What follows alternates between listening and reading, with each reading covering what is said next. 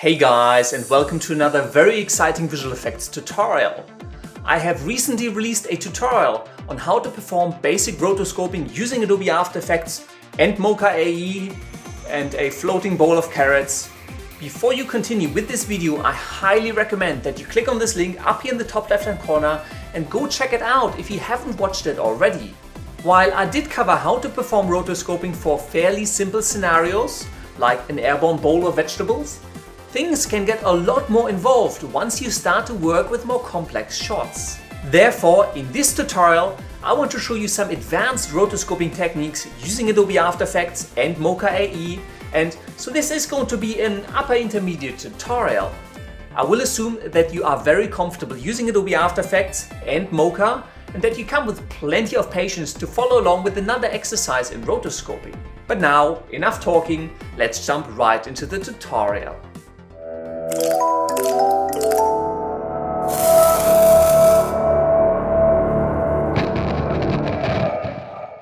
Welcome to Adobe After Effects, and the clip that we will be working with is a dolly shot from our Halloween horror special for The Ring. As always, if you do want to follow along, you can find a download link to this clip in the description of the video. The reason that I have chosen this particular shot is that it does present a few interesting rotoscoping challenges that I do want to cover in this advanced rotoscoping tutorial. The task for this shot was to insert a screen into the TV in the background. However, because it is a dolly shot, both me and Selina obscure the screen in the background. To add to the challenge, both me and Selina are moving, and obviously the camera is moving across the scene because of the dolly and it pans a little bit. And on top of that, Selina is out of focus in the background. So there are a few interesting challenges that we will have to deal with when we do our rotoscoping work. Now, just like with my basic rotoscoping tutorial for Mocha AE, let's first go into the project panel and double check the frame rate of our shots. It's 23.976 frames per second, so we can make sure that it matches what we're tracking in Mocha AE. Then let's select the layer, come up into the animation menu and select Track in Mocha AE. Yep, all of the settings look fine, and yes, the frame rate is correct at 23.976 frames per second. Let's hit OK. Let's have a look at this clip in Mocha, and it is always recommended that before you get into the tracking part that you really look at your footage to try to understand all of the challenges that might come up and the things that you need to take into consideration. Now, for this rotoscoping job, I do want to rotoscope out Selina because she's obscuring the screen and obviously a little bit early in the shot. I need to rotoscope myself out because I'm also overlapping the TV in the background. And right here, you can see the screen through my legs, so we need to get that sorted out as well. And of course, neither me nor Selina are made from polygons with flat surfaces, so obviously we will only be able to use Mocha as a rotoscoping assistant, and we will still have to do a fair bit of keyframing ourselves. In Mocha, you always want to track from the foreground to the background, so you should always track the elements that are closer to the camera, like my butt, first. This way, you will always have holdout shapes that you can then use to track elements that are being obscured and sit a little bit deeper in the scene. On top of that, you always want to track from the highest detail down to the lowest detail, so you want to start tracking where the element you want to track is as clear and visible in the shot as possible. So right here is probably when my butt is as visible and clear in the shot as it is ever gonna get, and apologies for the choice of scene that I took, but this is a really good example for some advanced rotoscoping, so I just went with it. One last note before we get into it: with complex shapes like this, you don't want to create a single shape to track the entire outline. You're going to have to create keyframes for every single frame, which is really a bad way of doing rotoscoping, so instead we're going to create a lot of separate, smaller shapes that track bits and pieces of the shapes that we're trying to roto. We're going to create separate shapes for my legs, for my butt, for my lower back, for my arms, and then the hand, probably going to be 2, maybe 3 shapes, so for the thumb and the side of the hand, maybe even the inside of the fingers if we're feeling a bit particular. So now that's enough intro. Let's get started tracking my butt because it is closest to the camera, and about here is probably when it's going to get as detailed into the shot as possible. So let's come up into the pen tool and let's draw a shape around my butt.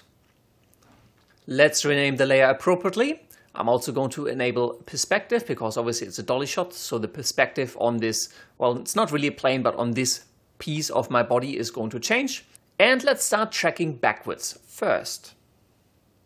And as this tracks, you can see Mocha is going to try its best to hold onto the shape. And obviously it's starting to drift off a little bit because it's not a flat surface. So obviously we're going to have to adjust that. But I'm going to let that track through first. And now that this has been tracked, we can start keyframing this shape. But do remember, you never want to start creating keyframes right next to each other. You want to keep the keyframes as far apart as possible. So let's go to the beginning, to the point where the shape is the most off from what we're trying to track, which in this case is at the very beginning. And let's start adjusting this shape. I'm actually going to zoom in a little bit.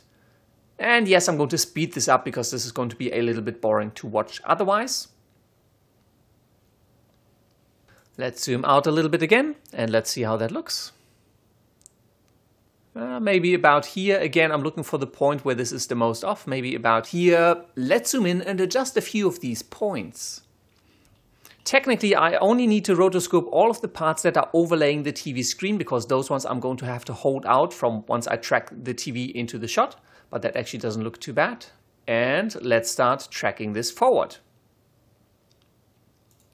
Because this is a fairly long dolly shot, you're going to see my side appear here on the right side, and the shape is going to go out of bounds a little bit on the left. But personally, I always prefer to let this track all the way through and then start rotoscoping and keyframing the shape, unless the shape goes totally out of whack. So this has tracked through now, and it's hanging on well, but obviously we're not covering the side of my body. So what I'm going to do, come in where it's the most off, which again is at the very end. Let's zoom in a little bit and adjust the shape.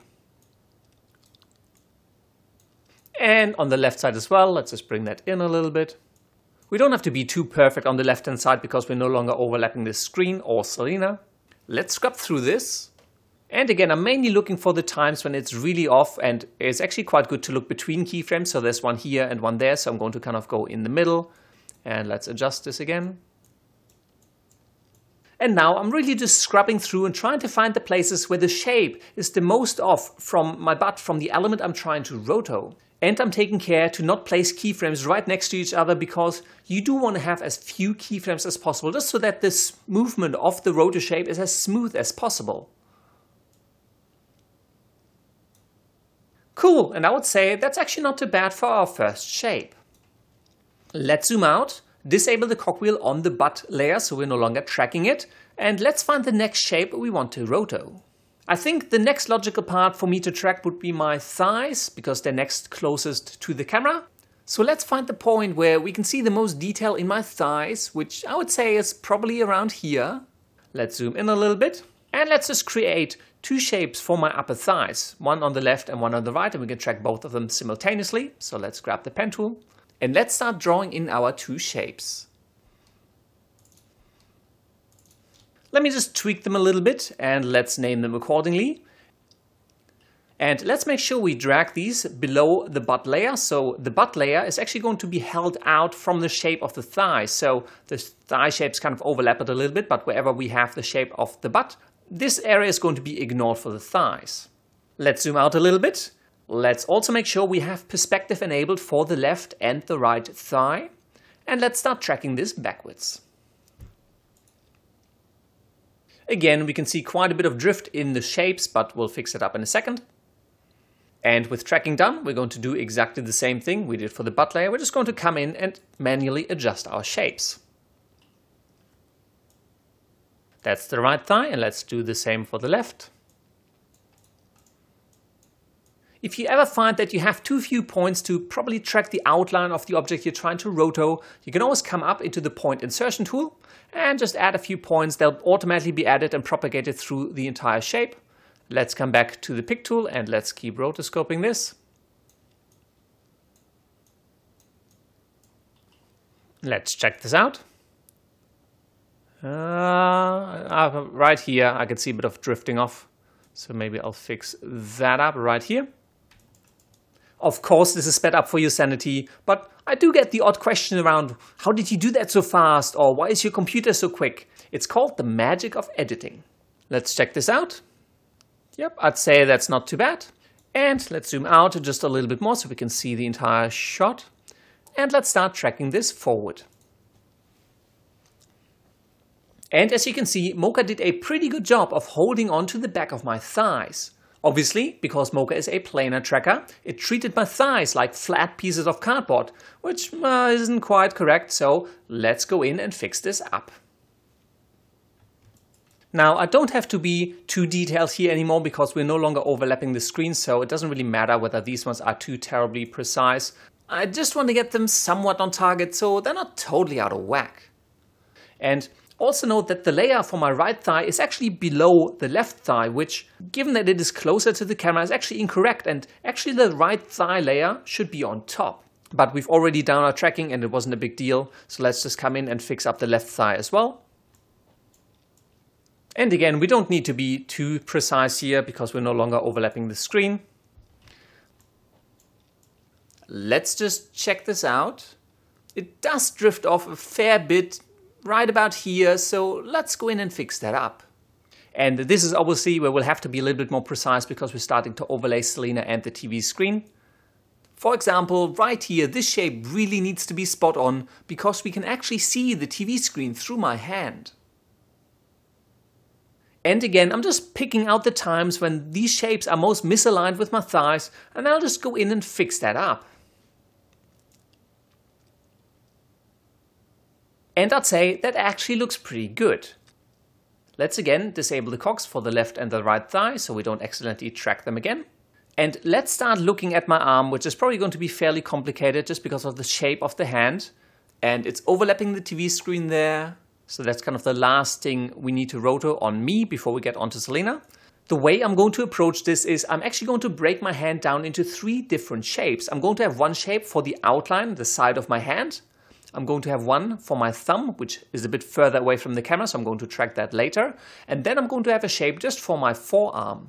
So let's find the time when the side of my hand is most visible, which is probably about here. Let's zoom in and let's draw a shape just around the surface of the side of my hand. And I think I'm actually going to go the cheap route and include the inside of my fingers in there as well, just kind of animate the shape to follow along. So let's grab the X-spline tool and draw a fairly detailed shape around the side of my hand. Let's rename this layer to Hand Outside and let's drag it to the bottom of the layer pile because the outside of my hand is actually going to be behind my butt and my thighs, so I do want those shapes to obscure my new hand layer. Let's make sure we have perspective enabled and let's start tracking this backwards. I'm expecting a fair amount of drift on the fingers, which we can see right here, but that's not too big a deal. We'll be fixing that up later. And right here we can see the shape starts going behind my thigh. And that actually tracked fairly well. Now obviously we're going to have to animate this mask to include these fingers, so I'm actually going to do that again manually. So I'm just going to come in here. Obviously, because we didn't include the inside of my fingers, I'm going to have to reshape my mask quite considerably. And let's fix up the outside of the hand as well. Let's check this out. About here I can still see drifting off the fingers a little bit. And again, there's absolutely nothing new about this. All I'm doing is I'm going through, trying to find the places where the shape is misaligned the most and then just adjusting it as required. And again, always try to avoid creating keyframes right next to each other. Always try to space them out as much as you can, just so that the blending between the keyframes will be nice and smooth and it's not such an obvious jerky movement of the shape itself. And as I am adjusting the shape at the top end of the hand, I make sure to stay on the keyframes that I have already created to avoid creating a whole lot more. And I'd say that's actually not too bad, so let's go to the last keyframe and continue tracking this forward. And again, we are going to have to adjust this a little bit. Do note that at this point in time, my hand is actually no longer overlapping Selina or the screen, so technically we don't really need to spend too much time on this, but I'm just a little bit of a picky person. So I am going to go through the motions and fix this up as well. Personally, I would always recommend doing this anyways in case someone changes their minds and then suddenly want to track something else into the background of the shot that you didn't yet include in your roto and then you have to redo it anyways. And I think we've actually got the outside of the hand tracked really nicely. As always, let's disable the cog on the outside of the hand and let's track the thumb because we have all of the holdout masks because the thumb obviously vanishes behind the side of the hand and my butt and the thigh, and we have masks for all of those things. So let's go to where the thumb is most visible, which is probably here. Let's zoom in and let's create a nice shape. Let's rename this layer to thumb and drag it to the bottom of the layer pile, because in comparison to all the other layers, it's the furthest away from the camera, so we want all of the layers above it to be held out from it. Make sure perspective is enabled, and let's start tracking this backwards.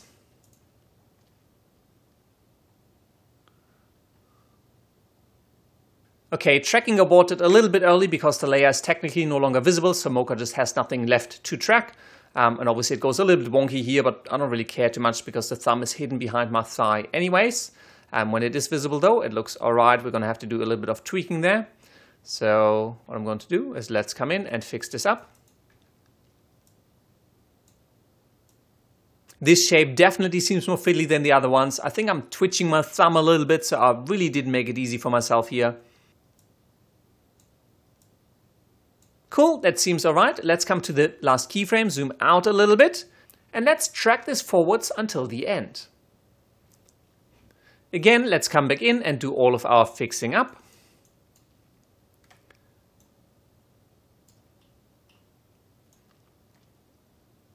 I think that's good enough for me. Let's zoom back out, disable the cog on the thumb layer, and let's track the last part, which is going to be my forearm.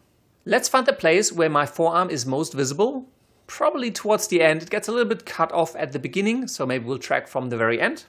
Let's zoom in, and let's draw a shape around my right forearm. I am overlapping a little bit with the hand layers, but they're going to be held out from this shape anyways. Let's rename this layer to right forearm, and again, let's drag it to the bottom of the layer pile. Come into the motion tab and enable perspective, and let's start tracking this backwards. Cool, and that held on really well. Obviously, the shape gets a little bit out of whack because it's just a flat plane that it's tracking. So again, let's adjust the shape.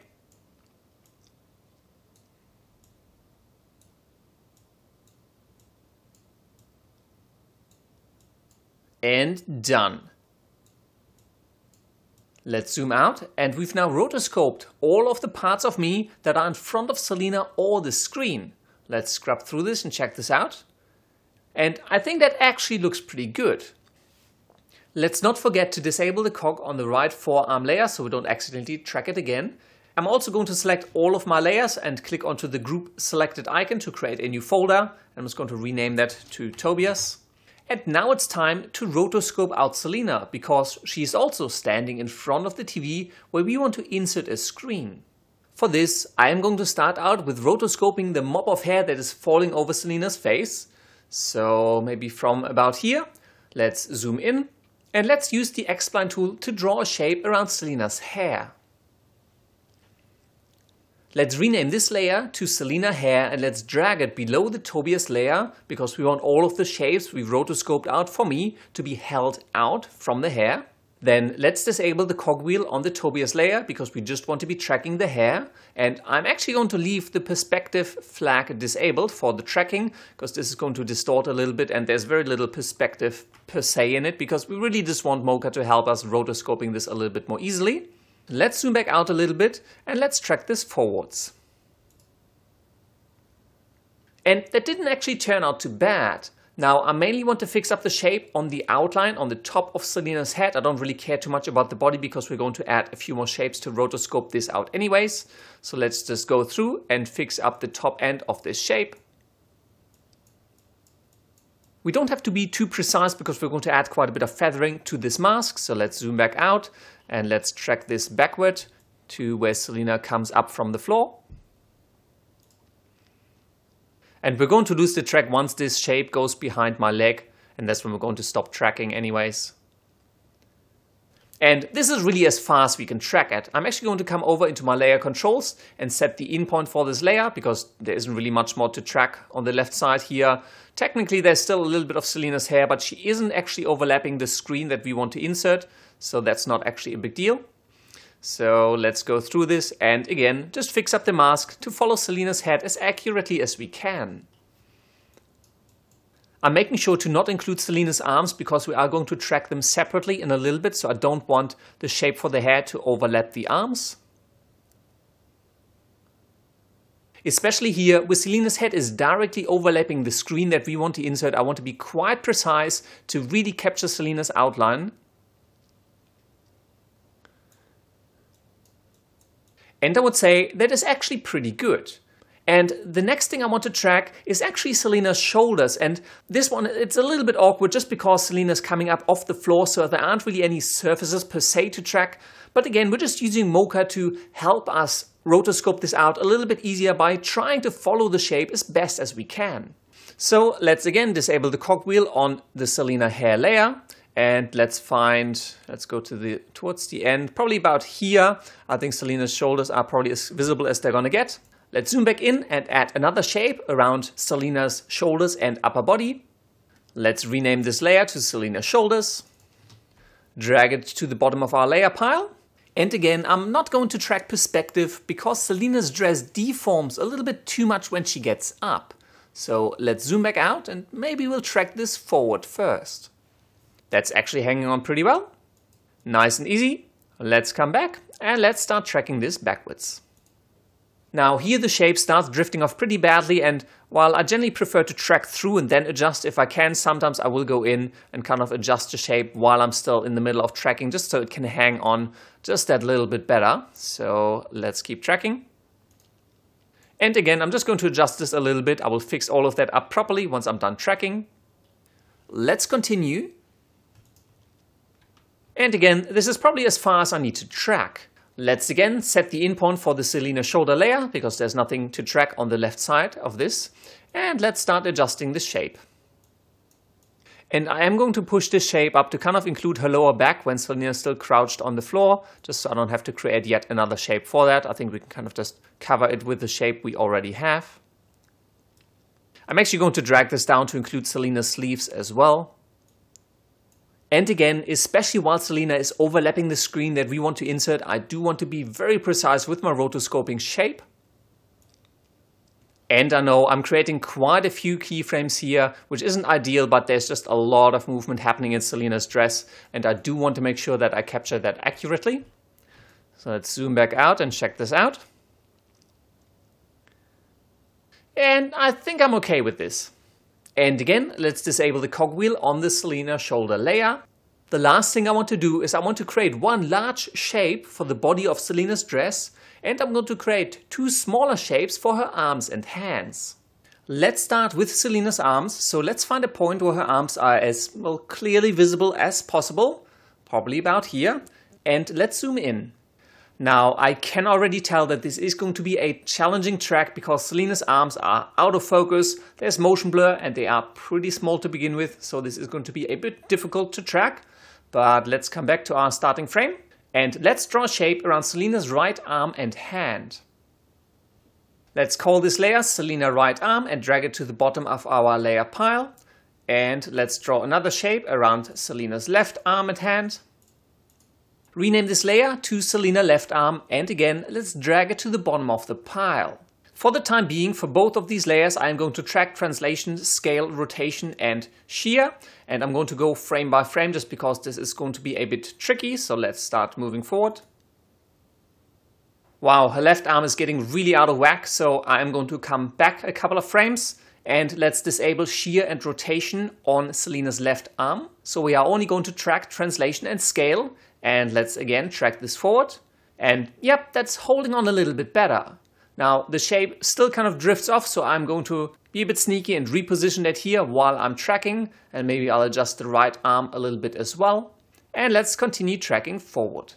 And again, let's keep fixing up the shape around Selina's arm.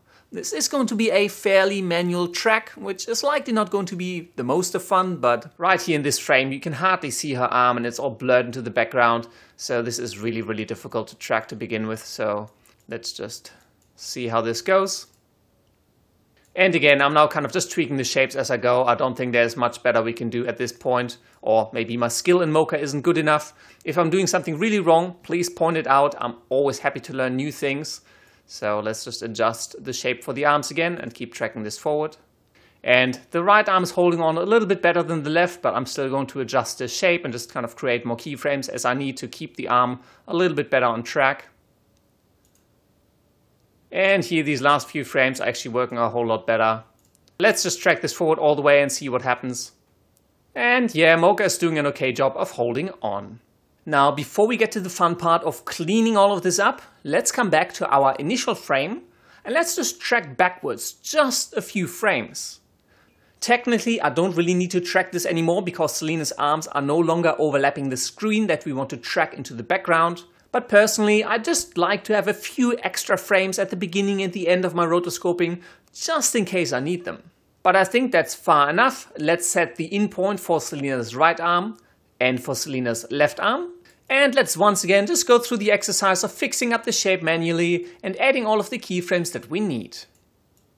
Because Selina's arm and head are so blurry, I don't have to be too terribly precise. We are going to blur this mask out later anyways, so our bad rotoscoping job won't be quite as obvious.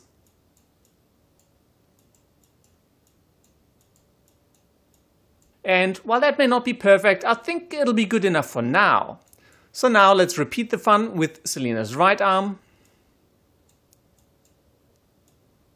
Cool, and I think that's probably good enough for Selina's arms. So let's come into our layer controls and disable processing for Selina's right and left arm. And now, hang on, we're almost there. The final thing we need to rotoscope is the main part of Selina's dress. So let's find the frame where this is nice and visible, probably right at the very end. And again, let's draw a shape around Selina's dress. And again, I'm mainly interested in rotoscoping the part of Selina's dress that is overlapping the screen that we want to insert. So in our layer controls, let's rename this layer to Selina dress and let's drag it to the bottom of the layer pile. For this layer, I'm going to track translation, scale, rotation and shear. And the minimum percentage of pixels used is a bit low. It's just at 30 at the moment. So I'm going to drag this up to probably almost around 90. Processing will get slower the higher this value is, but the accuracy will also be improved, and I do like accuracy. So let's start tracking this backwards. Cool, we can see Selina's dress is being crunched up there, but that's all good. And probably about here is where we can stop tracking. So let's escape out of that. And let's set the in point for the Selina dress layer. And we can also disable processing because we no longer need to track it. We just need to add the keyframes now. So as we've already done countless times in this tutorial, let's start keyframing and fixing up this shape.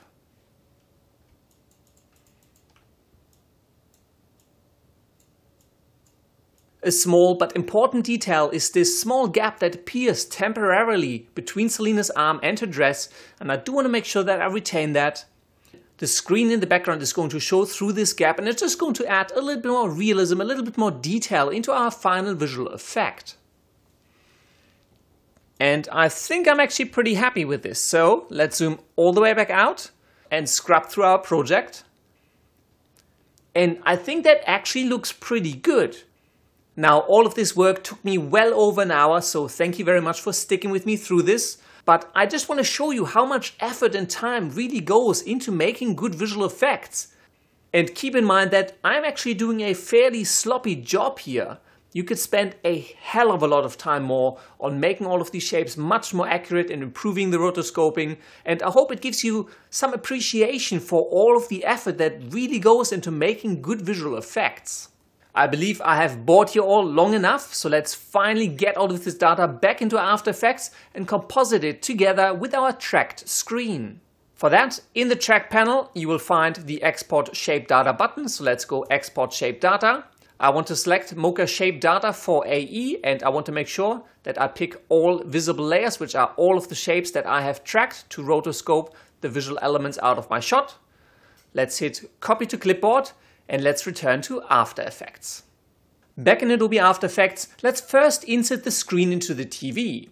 Let's come into the project panel and import a new file. And the file I do want to import is called Tracked Screen. Let's bring this in and drag it into our composition at the very top.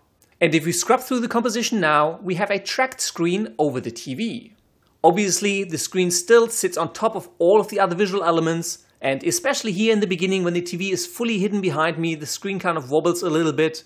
I'm not a Mocha whiz just yet, so I did struggle a little bit to get this tracked solidly. However, once the TV is fully in shot, you can see that the screen is solidly tracked on top of it, so that should be good enough. Now let's do the magic. Go back to the very beginning of your composition, select the ring dolly shot layer and duplicate it. Drag this copy above the tracked screen layer. and the TV screen will vanish. Again, make sure you're at the very beginning of the composition, and do remember that we've copied all of the shapes from Mocha to the clipboard, and now we're going to paste them onto this top layer, so make sure the top layer is selected. Come up into Edit and select Paste Mocha Mask. If I reveal all of the masks and scrub through this, you can see that all of the shapes that we've created, tracked and keyframed in Mocha have been applied to this layer. So the only elements visible in this layer are the elements that we've rotoscoped out. And they're now sitting on top of the TV screen and are obscuring it correctly. So if we show all of the layers and hide the masks and scrub through this, you can see that the TV screen is now properly placed and tracked into the shot behind me and Selina. Now, I know this tutorial has been going on for quite a while already, but I figured what's a couple more minutes to show you a few tricks to just make this look a whole lot better. So let's scrub back a little bit to where my hand is in front of the TV screen and let's zoom in. And you can see that the edges of the masks are kind of harsh and it just doesn't really look very natural. Let me reveal all of the masks again, and with the top layer selected, press MM to reveal all of the masks and their properties. And here are all of the masks which got generated from the shapes in Mocha, and you can also see why it's very important to name the shapes in Mocha correctly, because all of the names did get transferred across into After Effects. Now I want to select all of the masks that are applied to me. So let's select right forearm, scroll down all the way to the bottom. So this is hand outside, left thigh, right thigh, and yep, my behind. Hold down Shift and click. So we're going to select all of the masks that are applied to me. And with all of the masks selected, let's increase the mask feather to 2. And let's bring in the mask expansion by maybe just 1 pixel.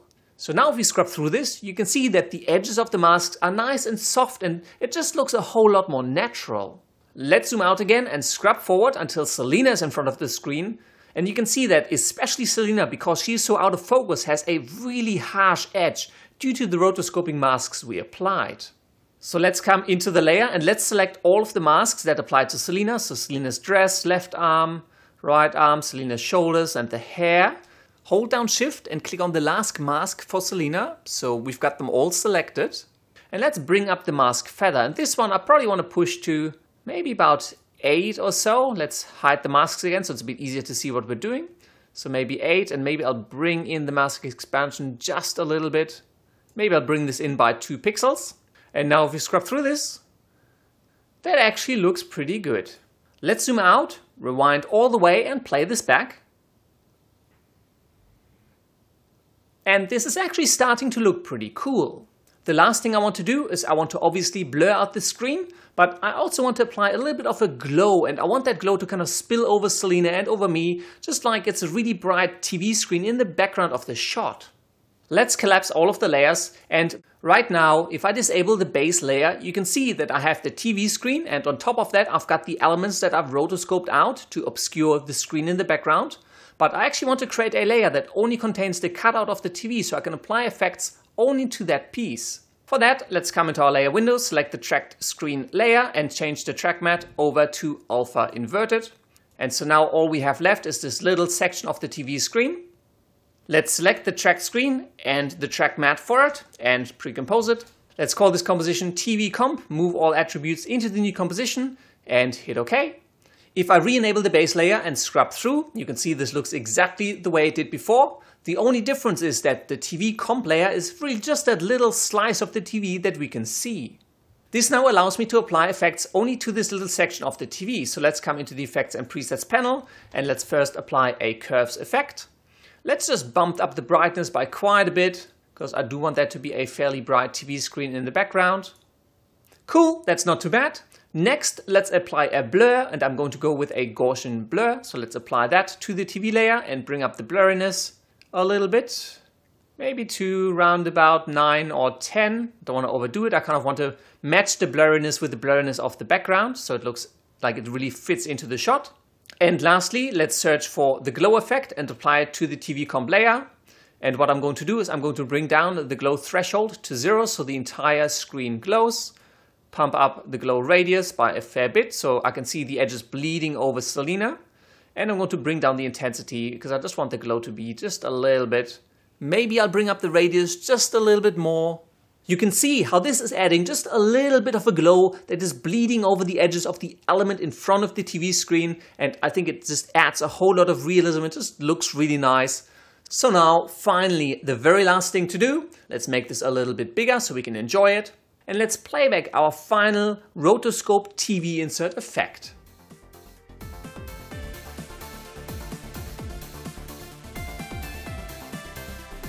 And that's all there is to it. I really hope you enjoyed this tutorial, and as always, if you do have any comments, questions or suggestions, just leave them down in the section below. If you did enjoy this video, I would greatly appreciate it if you could give it a thumbs up, favorite it and share it with the world. And don't forget to subscribe if you do want to see more cool filmmaking and visual effects tutorials. Thank you very much for watching and for your patience, and until next time, I will see you later.